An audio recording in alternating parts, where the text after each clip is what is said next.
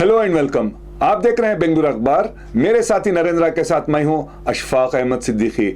Screens पर आप देख सकते हैं कि बहुत ही डिस्टर्बिंग विजुअल्स आ रहे हैं अफगानिस्तान के काबुल एयरपोर्ट से। आज पूरे काबुल पर अफगानिस्तान के 90% पर अफगानिस्तान के सारे प्रोविंसेस जितने भी हैं तालिबान ने अपना कब्जा जमा दिया है। विजुअल्स में आप देख सकते हैं कि किस तरह से अमेरिका की एक मिलिट्री एयरक्राफ्ट जब टेक ऑफ कर रही थी तो वहां के लोग अफगानिस्तान से भाग निकलने के लिए प्लेन पे इस तरह से दाएं बाएं पीछे पंख के पास टायर के पास इस तरह से चढ़ रहे थे कि जैसे लोग बस स्टैंड में बस में या रेलवे स्टेशन में दौड़ती हुई ट्रेन में चढ़ जाते इस तरह से चढ़ रहे थे। थोड़ी देर के बाद प्लेन टेक ऑफ होती है और अनफॉर्चुनेटली कई सारे मासूम लोग आसमान से नीचे गिरते हुए देखे जा सकते हैं। वो इतने खराब डिस्टर्बिंग विजुअल्स है जो हम आपको दिखाना नहीं चाहते हैं। ये बड़ी दर्दनाक खबर अफगानिस्तान से आ रही है कि काबुल का जो प्रेसिडेंशियल पैलेस है तालिबान ने वहां पर भी कब्जा जमा दिया है।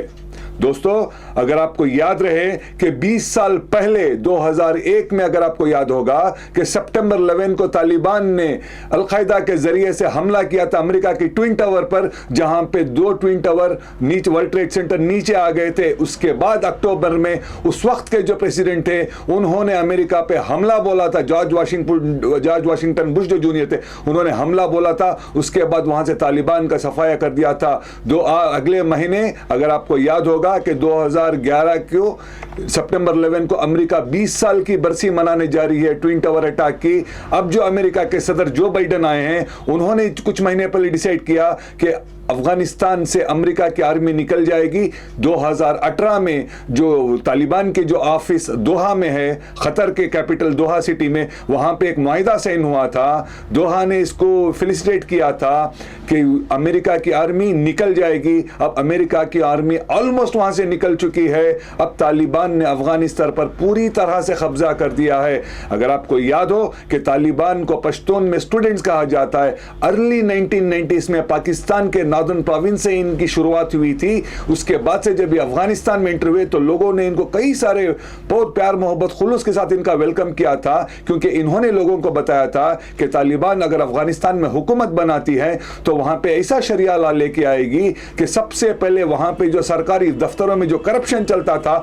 उस करप्शन को रोक देगी। उसके बाद में लोगों पे जो जुल्म होता था उस जुल्म को रोकेगी और सड़कें बनाएगी, इंफ्रास्ट्रक्चर को डेवलप करेगी, लोगों की जिंदगियों में खुशियां लेके आएगी।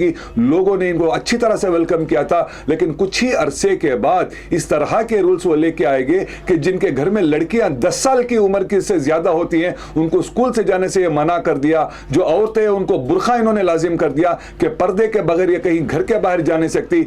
मर्दों के लिए लाजिम कर दिया कि वो दाढ़ी रखना उनके लिए जरूरी है। इस तरह के रूल्स लेके आएंगे। अगर कोई वहां पे किसी तरह का ऐसा वहां पे कोई गुनाह करता कि अगर उसको सजाए मौत आती तो लोगों के बीच में उनका सर कलम किया जाता था। जो चोरी करता हो तो उनके हाथों को काट दिया जाता। इतने स्ट्रिक्ट क्लास वहां पे लेके आ गए। इतना ही नहीं कि जितना अफगानिस्तान में तालिबान ने उस वक्त पे कंट्रोल किया था, घरों से वहां से उन्होंने टेलीविजनों को तोड़वा दिया था, म्यूजिक सिस्टम को उन्होंने तोड़वा दिया था। यही नहीं, वहां के सारे सिनेमा को बंद कर दिए थे।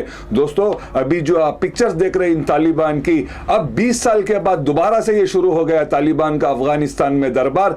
तालिबान क्या है, इसके सरबराह कौन है, किस तरह से मुल्ला मोहम्मद उमर की प्रेसिडेंटशिप में इन्होंने ये स्टार्ट किया था, उसके बाद मुल्ला मंसूर आया था, अब जो नया सदर कौन है, इनकी टीम कैसे करती है, ये सारी चीजें हम आपको बताएंगे अगले एपिसोड में। आप जुड़े रहिए बेंगलुरु अखबार के साथ। मेरे साथी नरेंद्र के साथ मैं हूं अशफाक अहमद सिद्दीकी।